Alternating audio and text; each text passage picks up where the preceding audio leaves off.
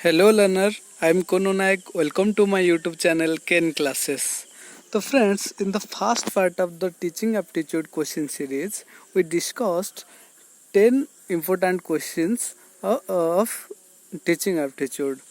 In this video, we will discuss another 10 important questions. अगर आपने first part नहीं देखा है तो please visit that video. I have given the link in the description box. So let's start. Question number 11.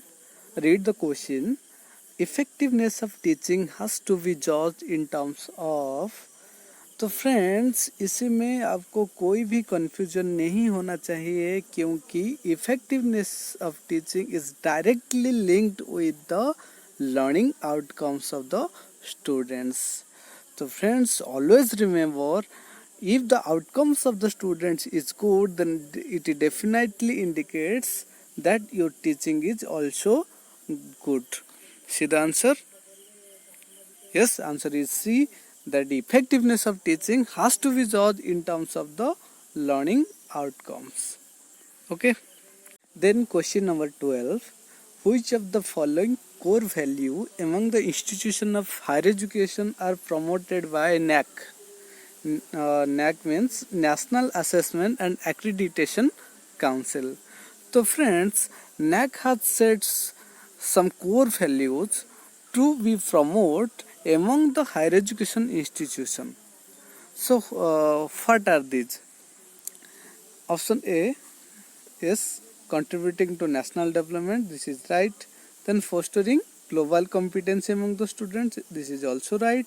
Then C, inculcating a value system among students. This is also right. Then option D, that promoting the optimum utilization of the infrastructure. No, this is wrong one. So here the answer is option V. C.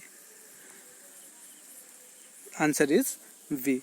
So friends, always remember that there are 5 core values set by the NAC, and these values should promoted among the institution of higher education.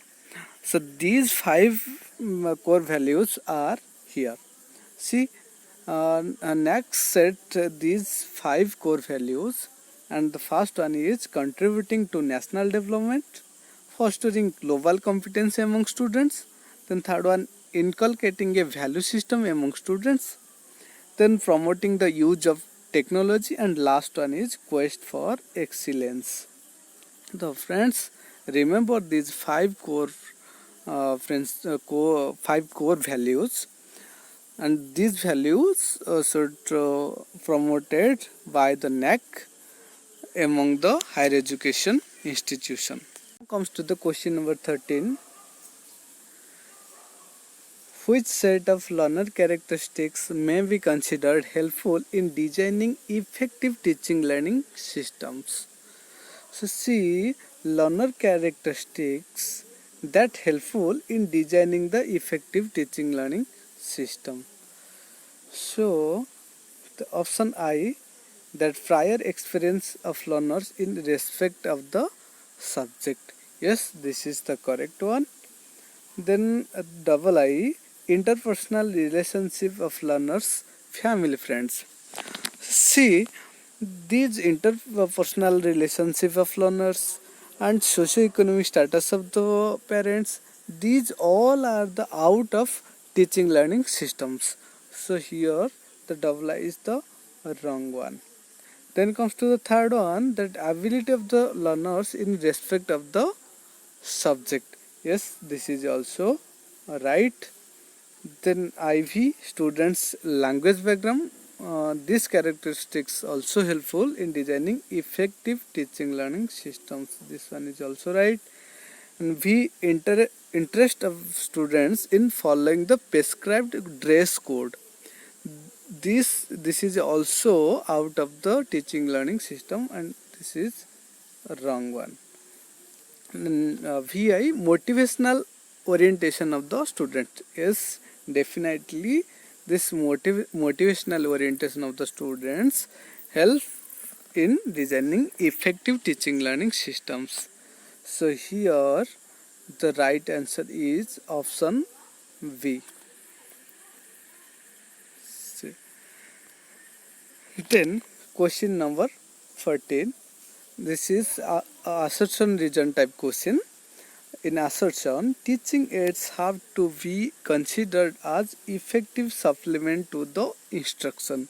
Yes, definitely teaching aids are considered as effective supplement to the instruction or in teaching learning process.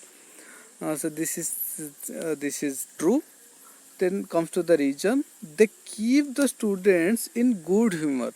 Teaching aids keep the students in good humor. This is also right, but here reason is not the correct explanation of the assertion, because here see, teaching aids considered as the effective supplements to instruction because it make the learners to engage in the teaching learning process, not to keep the students in a good humor. So here the right answer is option B. Both A and R true, but R is not the correct explanation of A.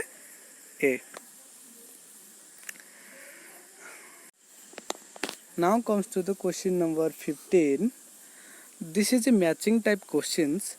See the set II that evaluating cognitive and co-cognitive aspect with regularity. This point is directly linked with the continuous and comprehensive evaluation. Then II test and their interpretation are based on group and certain yardsticks. This is linked with the norm and criterion reference test. So see, in norm reference test means when the test result is interpreted in the terms of relative positions, then it is known as norm reference test. And in the other hand, when the test result interpreted in terms of the specific performance, then it is known as criterion reference test. Then third A, grading the final learning outcomes evaluation. So this linked with the B, summative evaluation. Then quizzes and discussion test linked with the formative evaluation. So here the answer is option A. Then question number 16. C. Select the alternative which consists of positive factors contributing to effectiveness of teaching. So here directly go to the answer. That answer is D, A, C and F. A. Teacher's knowledge of the subject. C. Communication skill of the teacher. And F. Teacher's competence in managing and monitoring the classroom transaction. Question number 17. The use of teaching aids is justified on the grounds of. See, use of the teaching aids is justified on the ground of the effective engagement of the students' learning tasks.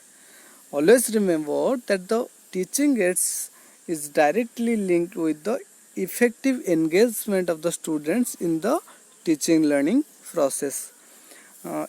Although it helps in different things, but it is the main aim of the teaching aids is to effective engagement of students in learning tasks. So here the answer is option D. Then question number 18. What are the characteristics of continuous and comprehensive evaluation? This is CCE. Continuous, comprehensive and evaluation. So friends, CC means evaluation is a continuous process and it gives importance to both scholastic and co-scholastic aspects. Here see the options. it increase the workload on students by taking multiple tests. No, this is wrong one. It never increase the workload on students. Then V, it replace mark with grades. Yes, it replace marks with grades. Then C, it evaluates every aspect of the student. Every aspect means both scholastic aspect and co-scholastic aspect. This is also right. Then it helps in reducing examination phobia. This one is also right. So here the answer is option D, V, C, D. See, the answer is okay. Then see the characteristics of CC. What are the characteristics of CC? CC involves the process of assessing continuously and comprehensively through a variety of tools and techniques. It is broad-based and cover all the aspects of learner's growth and development. ये वाला option में था. Then it is non-threatening and helps in reducing learner's stress. ये भी option में था. By assessing meaningful small portions of the curricular content. It is a school-based evaluation consisting of both scholastic and co-scholastic aspect. What I have already told that the CC consists both scholastic and co-scholastic aspects. The scholastic aspect, scholastic component of CC conceptualizes evaluation of all academic subjects such as spread over the entire span of the learning period. It also includes physical education in its scope of assessment. CC is carried through formative assessment and summative assessment. It carried both formative assessment and summative assessment. Then formative assessment is criterion based, diagnostic and remedial. It offers feedback to the teacher and learner. Then descriptive indicators are used to assess the achievement profile of the learner's formative assessment.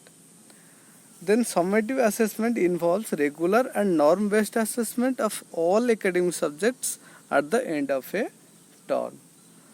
Then the last characteristics, co-scholastic evaluation is the assessment of many informal and formal developmental areas such as life skills, attitude, values, wellness, service activities and work education.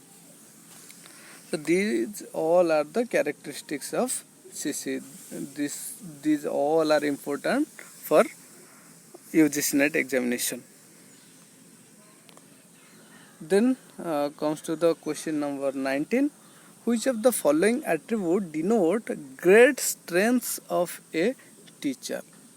See here, option A, full-time active involvement in the institutional management. Then comes to B, setting examples. Yes, this is the great strength of the teacher. Then willingness to put assumption to the test and acknowledging mistakes. Here the answer is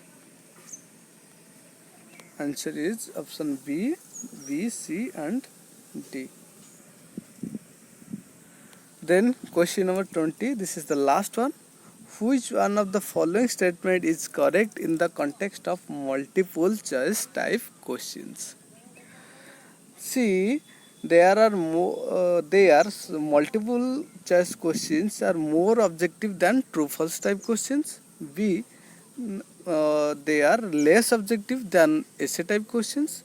C, they are more subjective than short answer type questions. They are more subjective than true false type questions. So here the right answer is option A. Okay, so friends, this is all about the most important 10 questions for UGC NET examination preparation paper 1, and this is also important for the paper 2 education students. So friends, if this video is good for you, then subscribe my channel and like this video. Thanks.